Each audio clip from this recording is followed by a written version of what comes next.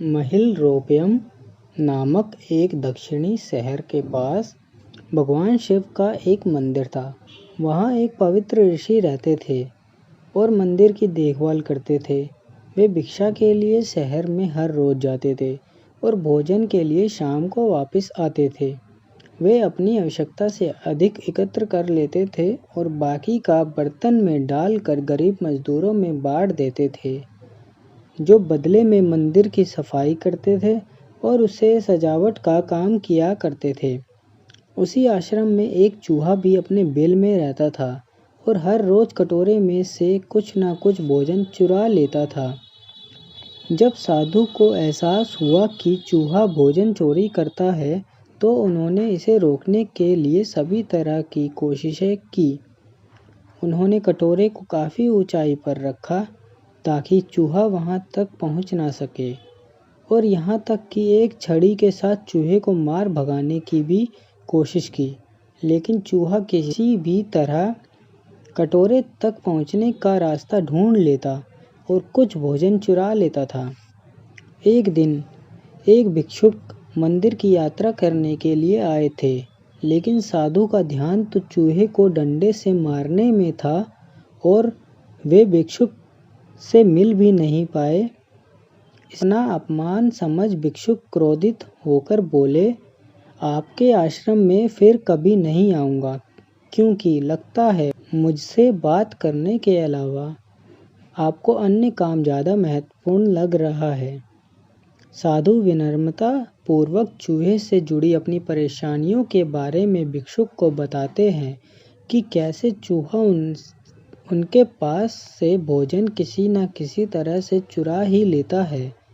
यह चूहा किसी भी बिल्ली या बंदर को हरा सकता है।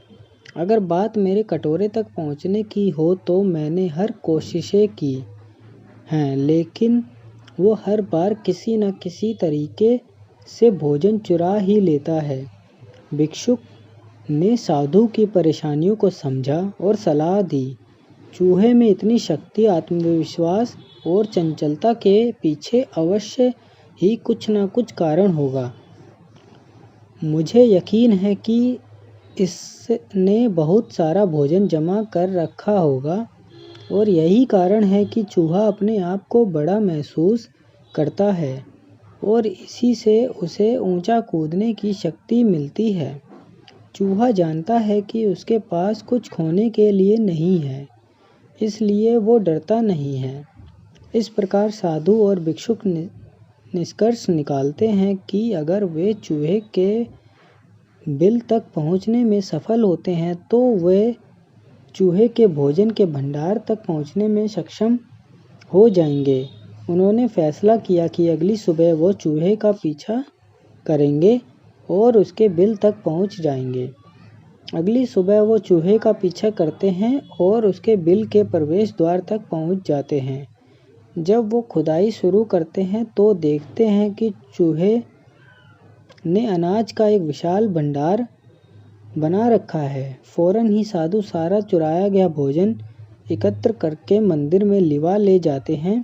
वापस आने पर अपना सारा अनाज गायब देख चूहा बहुत ही दुखी हुआ और उसे इस बात से गहरा झटका लगा और उसने सारा आत्मविश्वास खो दिया। अब चूहे के पास भोजन का भंडार नहीं था। फिर भी उसने फैसला किया कि वो फिर से रात को कटोरे से भोजन चुराएगा, लेकिन जब उसने कटोरे तक पहुंचने की कोशिश की तब वह धड़ाम से नीचे गिर गया और उसे यह एहसास हुआ कि अब ना तो उसके पास शक्ति है और ना ही आत्मविश्वास। उसी समय साधु ने भी छड़ी से उस पर हमला किया। किसी तरह चूहे ने अपनी जान बचाई और भागने में कामयाब रहा। फिर वापस मंदिर कभी नहीं आया।